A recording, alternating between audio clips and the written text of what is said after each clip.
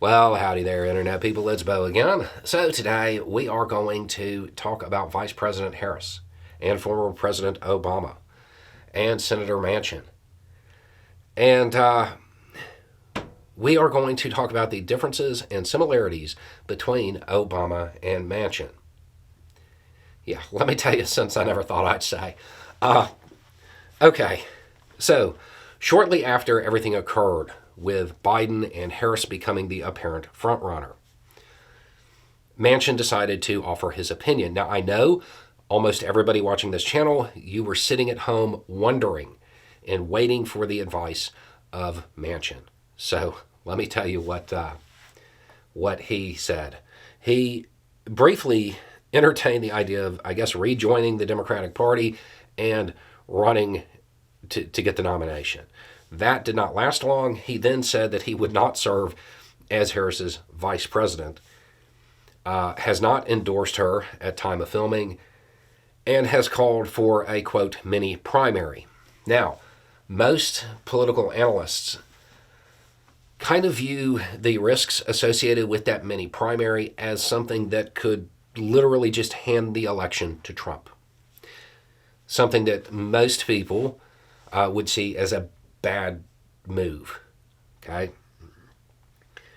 So, what about former President Obama? He has also, at time of filming, not endorsed Harris, and he has signaled his openness to an open convention. Why would he do that? If I had to guess, he understands the risk of a chaotic convention, and he is positioning himself as the impartial moderator, the elder statesman who's been there, who can't be president, who doesn't have anything to gain, who can help smooth over any issues at the convention. If he endorses somebody, he can't do that. It would make it very, very hard for him to do that. My guess is that he is kind of holding back to preserve his political capital, to try to make sure that that convention moves smoothly. So that is that's what's going on, and this is one of those instances where you have very similar actions that are probably coming from very, very different places. I'm going to suggest that the person who entertained trying to get the nomination suddenly saying, "Oh, maybe we should have a mini primary." Maybe they didn't really give up on the idea of trying to obtain the nomination. I mean, maybe he did, and he just thinks that this is the right move to, trigger a bunch of Democratic infighting at the convention. Maybe there is some political motive that I do not see. But I'm going to suggest that if things get too chaotic and too combative at that convention, it will hand the election to Trump.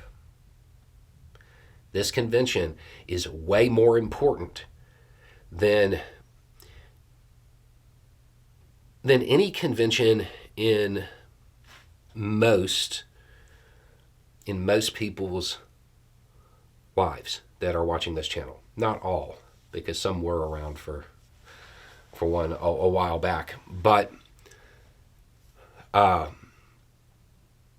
it is going to matter, and it has to run smoothly.